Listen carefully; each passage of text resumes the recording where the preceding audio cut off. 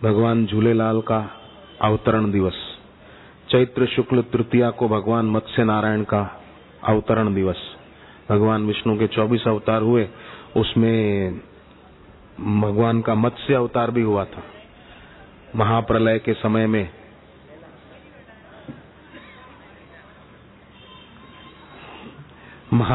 समय में भगवान ने मत्स्य नारायण का रूप लेकर कैसे रक्षा की थी।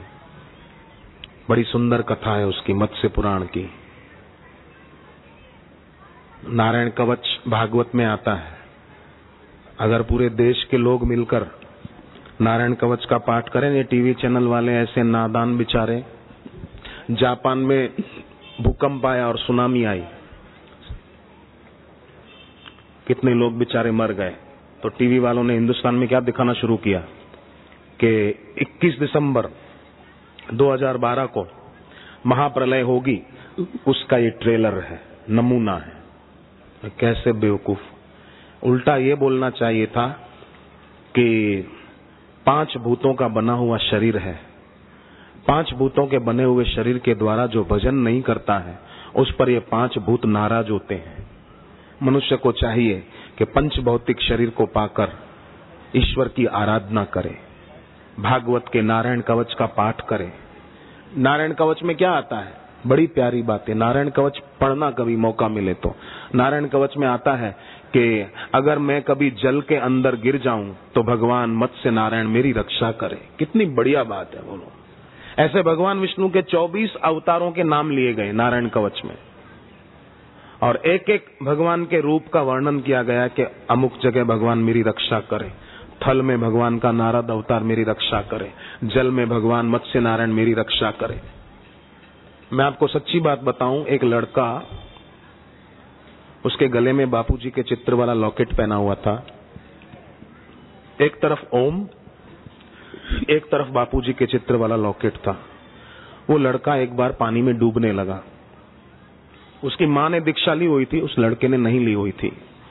तो गले में बापूजी के चित्र वाला जो लॉकेट था वो पकड़ के बापू बापू बापू, गुरुदेव गुरुदेव दिल से पुकारने लगा। गहरे पानी में अदृश्य शक्ति ने उस लड़के का हाथ पकड़ के खींचा और किनारे लगा दिया। लड़का बाहर आया, खूब रोया, अपने घर आकर मां को सारी बात बताई। मां ने कहा, बेटे बापूजी को तूने दिल से पुकारा, उन्होंने तेरी रक्षा की है। थोड़े दिन के बाद सूरत के आश्रम में कार्यक्रम था, वो लोग आए सूरत आश्रम में, मुंबई आए। इतनी भीड़ में बापूजी ने उस लड़के को अपने पास बुलाया और कहा, बेटे और गहरे पानी में बापू बापू करके पुकार रहा था, वो तू ही था ना? देख मैंने आने में देर की। लड़के ने मुझे बताया कि भाई जी मैं उस दिन पहली कभी नहीं गया, और मेरी माँ तो बहुत महिलाओं की तरफ बहुत ज्यादा भीड़ थी, वो बहुत पीछे थी, वो तो आई नहीं थी कि उसने आके बताया हो। और गुरुदेव ने मुझे सामने से कहा, बेटे वो तू ही था ना गहरे पानी में पुकार रहा था, तूने दिल से पुकारा तो मैंने आने में देर की। तो सच्चे हृदय की पुकार वो स्वीकार जरूर होती है, निष्फल नहीं जाती है। तो चैत्र शुक्ल तृतीया को भगवान का मत्स्य अवतार हुआ, वो दिन है। और चैत्र शुक्ल नवमी को भगवान श्री राम का अवतरण दिवस। 3 भगवान के अवतार हैं। और फिर चैत्र मास की पूर्णिमा हनुमान जयंती, हनुमान जी का अवतरण दिवस। और फिर चैत्र मास में आगे देखो तो बापूजी का अवतरण दिन भी आता है। हाँ, और नवमी के बाद दशमी तिथि जो आएगी वो यमराज की तिथि, यमराज का पूजन किया जाता है उस दिन।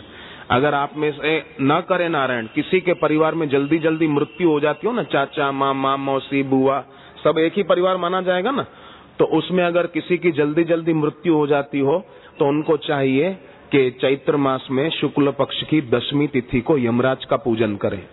5 मंत्र मैं बताता हूँ यमराज को प्रणाम करने के। वो 5 मंत्र बोलकर यमराज को प्रणाम करना। पहले बोलना कि हे मृत्यु के देवता यमराज, आप सूर्य भगवान के बेटे हैं, मृत्यु के देवता हैं, और आप तो ब्रह्म ज्ञानी महापुरुष हैं, ब्रह्मवेता हैं।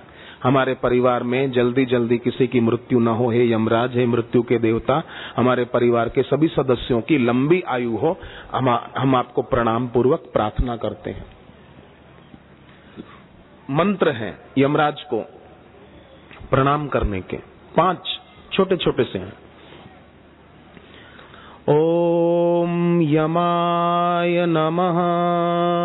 ओम यमाय नमः। ओम धर्मराजाय नमः। ओम धर्मराजाय नमः। ओम मृत्यवे नमः। ओम मृत्यवे नमः।